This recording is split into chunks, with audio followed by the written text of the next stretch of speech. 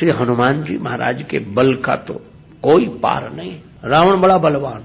एक दिन रावण हनुमान जी से बोला कि हमारी आपकी लड़ाई हो जाए। हनुमान जी बोले तैयार, पर फैसला कैसे होगा? बड़ी देर तक लड़ाई होगी, तुम भी बलवान और हम पर भी राम जी की कृपा है। रावण बोला लंबा वाला युद्ध नहीं, एक एक मुक्के का युद्ध, एक मुक्का मैं मारूंगा, एक तुम मारो। हनुमान जी ने कहा हम तैयार है। रावण पहले मुक्का तुम ही मारो। रावण बोला मैं क्यों, तुम क्यों नहीं? हनुमान जी बोले इसलिए कहीं हमने पहले मुक्का मार दिया तो पता नहीं तुम्हारी वारी आती भी है कि नहीं, तुम्हारी मन की मन में ही रह जाएगी, इसलिए पहले तुम ही। रावण ने पूरी शक्ति से मुक्के का प्रहार किया, पर तुलसीदास जी कहते हैं जान उठे कि कभी भूमि न गिरा। हनुमान जी घुटने के बल वीरासन में बैठे रहे, कुछ नहीं बिगड़ा। और रावण अपनी 20 आंखें बार बार बंद करे, फिर खोले, फिर। हनुमान जी ने कहा कि आश्चर्य मत करो, हम स्वस्थ हैं, पर अब तुम तैयार हो जाओ। रावण बोला तैयार ही हैं और कर भी क्या सकते हैं।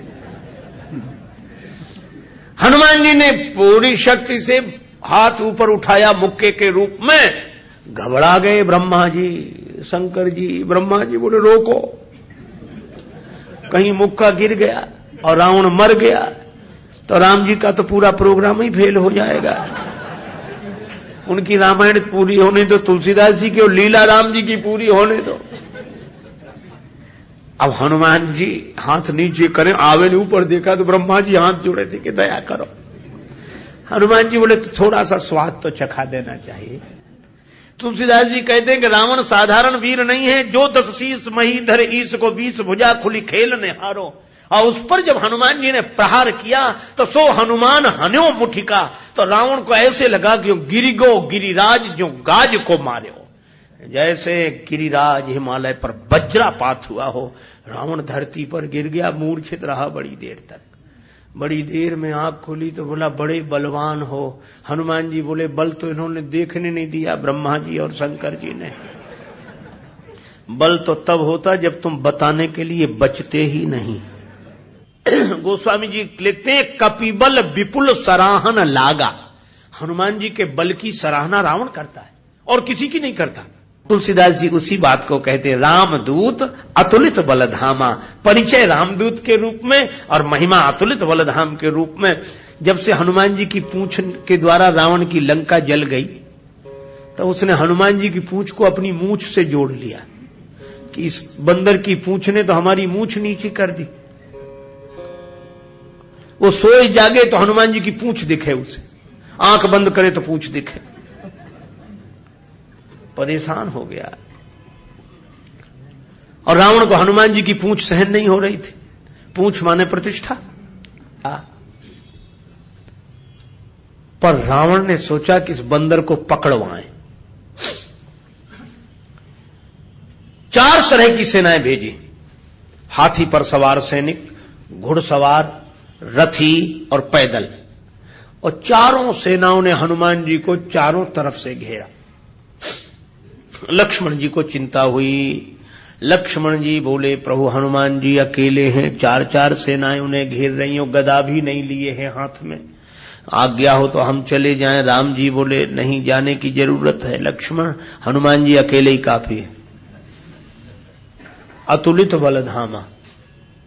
अच्छा तो लड़ेंगे कैसे? बोले अभी देखना। और सच में लड़ाई शुरू हुई। चारों सेनाओं ने इकट्ठे होकर आक्रमण किया हनुमान जी को चारों तरफ से घेर कर। पर वारे बजरंग बली अतुलित बलधामम, वीर बजरंग बली ने जिस समय छलांग लगाई और ऐसी छलांग लगाई पवन के वेग को लज्जित करते हुए वीर बली बजरंग ने कि हाथी पर पहुंच गए। हाथी पर सवार सैनिक को नीचे गिरा दिया और पलटी खाकर विशाल रूप बनाकर हाथी को ही हाथों में उठा लिया। अब बोलो गदा से तो 2-4 मरते और हाथी जिस पे पटकेंगे 2-4 मरेंगे। और इतनी फुर्ती कि एक हाथ से इसमें हाथी, एक से उसमें हाथी, और दोनों हाथियों को ऐसे जो किया, हाथी सो हाथी मारे। हाथी उठा के हाथी पर पटक दिया। और इतने में घुड़सवार लोग आए तो घोड़ा उठाकर घोड़े पर और रथ उठाकर रथ पर। राम जी कहते वाह हनुमान वाह वाह वाह। 4 इन सेनाओं से, रथियों से, हाथी पर सवार सैनिकों से, घुड़सवार सैनिकों से अकेले लड़ रहे हैं। लक्ष्मण जी बोले कमाल कर रहे हैं हनुमान जी, 3-3 सेनाओं से हाथी को समाप्त कर देते हैं, दोनों मरते हैं। रथ जिस रथ पे पटके दोनों खराब, घोड़ा घोड़े पर पटके दोनों मर गए। लक्ष्मण जी बोले कमाल कर रहे हैं हनुमान जी। तुलसीदास जी बोले अतुलित बलधाम है। राम जी बोले लक्ष्मण और एक बात तो देखो, ये तो आगे का कमाल है, पीछे तो देखो। पीछे क्या? बोले पीछे पूंछ अपना कमाल कर रही। जो चक्कर में पड़ा, लपेटा पटका साफ किया, फिर दूसरे के लिए तैयार। और पूंछ की लंबाई निश्चित हो तो आदमी सोचे कि इस एरिया मत जाना, खतरा है, पर ये पूंछ बढ़ भी जाए और घट भी जाए। कवितावली में रावण सोच रहा था सेनाएं इकट्ठी गई है तो बंदर को पकड़ के लाएंगी। एक बंदर 4 सेनाएं, न तो सेनाएं लौटी, संवाददाता लौटे, समाचार देने वाले। रावण ने कहा बंदर कहां है? संवाद देने वाले बोले बंदर तो वहीं। सेनाएं कहां? बोले साफ मर गई सेनाएं। हां, क्यों? कहा कि महाराज उस बंदर के सामने टिकना मुश्किल है, जो सामने गए टिके ही नहीं, जाते ही साफ हो गए। रावण बोला वो ना समझ थे जो सामने गए, सामने अगर नहीं टिक रहे थे तो पीछे से वार करते, चोर हमला करते, पीछे से पकड़ते। संवाददाता बोले नाराज मत होना, आगे वाले तो कुछ देर टिके भी, पीछे वाले तो उतनी देर भी नहीं टिके। कहा पीछे क्या गड़बड़ी होती थी? बोले पूंछ में लपेट कर। रावण बोला चुप, फिर वही पूंछ, मेरे सामने पूंछ का नाम मत लो। संवाददाता बोले नहीं ले रहे। रावण ने सोचा कि इस बार हम भेजेंगे, अमर सेना भेजेंगे। कवितावली में वर्णन है मरने वाली सेना नहीं, अमर सेना, मरेगी नहीं।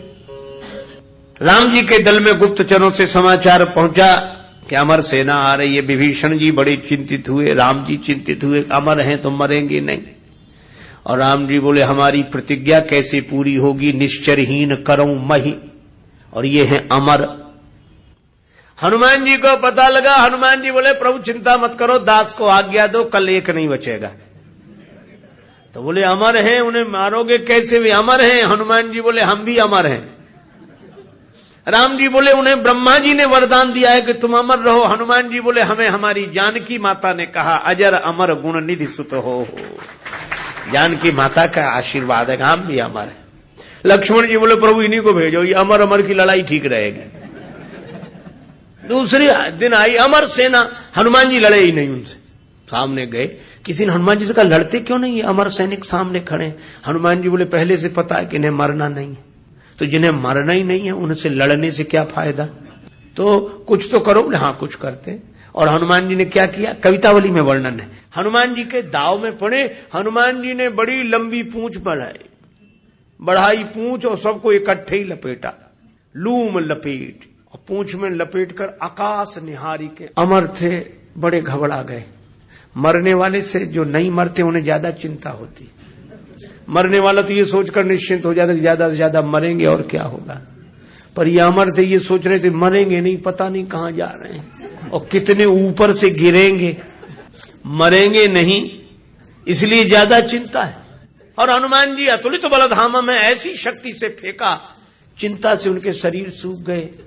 क्यों? बोले चल आकाश में उड़ते ही जा रहे हैं कि ये तो और ऊपर उड़ रहे हैं और ऊपर जा रहे हैं। और हनुमान जी ने इतने ऊपर फेंक दिए कि पृथ्वी की गुरुत्वाकर्षण सीमा रेखा को पार कर गए।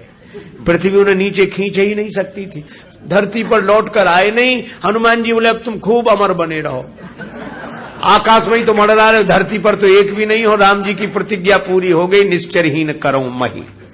रावण आज बड़ा प्रसन्न था कि अमर सेना गई है, तब तो वानर को पकड़कर लौटेगी ही। फिर संवाददाता आए। रावण ने पूछा बंदर कहां है? संवाददाता बोले बंदर तो वहीं है। सेना? संवाददाता बोले ये कैसे कह दें कि मर गई, अमर थी तो मर तो नहीं गई पर गई, हमने जाते देखी, लौटकर आते नहीं देखी। तो कहा इतनी बड़ी सेना को आकाश में कैसे फेंक दिया? बोले फिर नाराज हो गया, पूंछ में लपेट कर। रावण बोला तुम लोग दूर चले जाओ, मैं सुनना नहीं चाहता पूंछ के बारे में कुछ। ठीक है ना सुन। रावण अकेले में सोचने लगा कि मैं भी तो जरा देखूं, यह काम अपने हाथ में लेता हूं, किसी को सौंपने से बात नहीं बनेगी। हनुमान जी रण प्रांगण में बैठे थे, रावण चुपके से गया पीछे से दबे पांव और उनकी पूंछ पकड़ी, 20 भुजाओं की ताकत लगाई कि पूंछ उखाड़े ही डालो। हनुमान जी लड़े नहीं।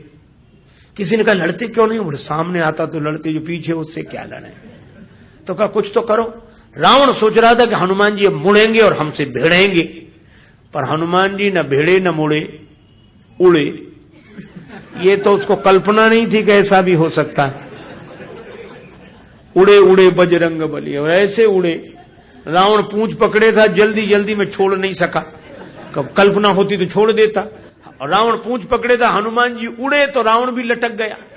पहले पूंछ छोड़ नहीं रहा था, अब छोड़ सकता नहीं था, अब तो पूंछ ही आधार था।